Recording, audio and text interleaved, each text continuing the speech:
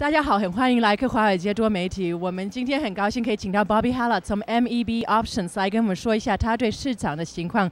今天是2010年4月7号星期三。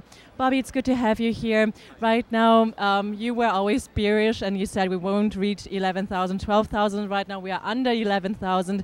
Is it only Greek or is it also that the markets are waiting for the Bernanke speech and the economic situation as of right now? Right. We continue to have trouble pushing through 11,000, which I'm not really sure if it's true technical levels, but it's certainly psychological levels, and I guess the corresponding numbers in the S&P as well. I think right today, why we're down 50 points, continues to be more of the Greek problem and the whole Europe problem. So I'm going to stop saying Greek. I'm going to say European problem. But that's been going like that for a while. We hear a little good news and, you know, the market rallies. And we hear some stuff that's not as good and the market comes in.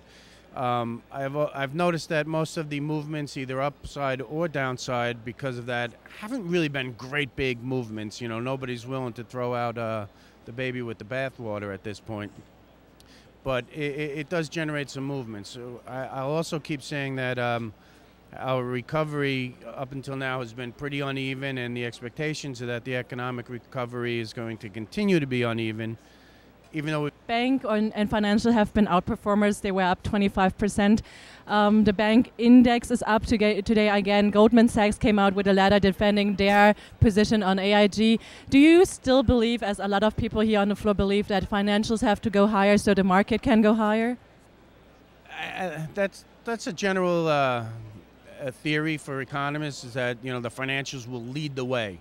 So, you know, I think the economy right now can go a little higher without that happening. The whole market can go higher. I think there's going to be some problems with banking, like the banking sector as a whole. You're going to continue to see some of the banks making money and doing well, but I think some of the larger ones especially. But I think some of the smaller banks and mid-level banks are still having a lot of trouble making money. There seems to be a lot of investment for them in commercial real estate and even private real estate. And I think even Meredith Whitney, I think, tends to say, be careful of the banking industry. And I'm kind of in that camp. You know, I think as the year goes on, we're going to see more problems with more of the banks.